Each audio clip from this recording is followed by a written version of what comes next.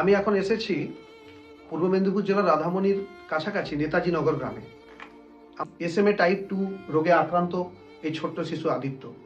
আদিত্যর মূল সমস্যা হচ্ছে ও হাঁটাচলা করতে পারে না, হাত পা ঠিকভাবে নাড়াতে পারে না, এইভাবেই রয়েছে।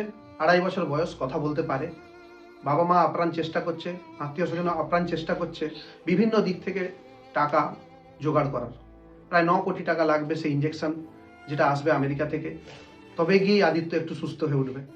তো আমরা এখন জেনে নেব যে কিভাবে ওর এই রোগটি ধরা পড়লো, বা আপনারা কিভাবে আমাদের বন্ধুদের কাছ থেকে সহযোগিতা চাইছেন, সেটা যদি ক্যামেরার সামনে বলেন। নমস্কার, আমার নাম অর্চনা প্রধান। আমার ছেলে আদিত্য প্রধান ওইটি বিরল রোগে আক্রান্ত, আপনারা সবাই ইতিমধ্যে দেখছেন।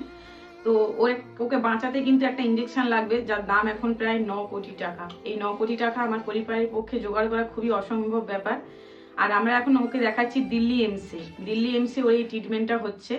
আপনাদের সাহায্য চাইছি, আমি আপনাদের কাছে হাত জোড়ো করে অনুরোধ করছি, আপনারা যে যা পারবেন একটু সাহায্যের হাত বাড়িয়ে দিন। আপনাদের ছোট ছোট সাহায্যে, আপনাদের দানে কিন্তু আমার ছেলেটা সুস্থ একটা জীবন ফিরে পাবে, নতুন করে ও কিন্তু একটা বাঁচার আলো দেখতে পাবে।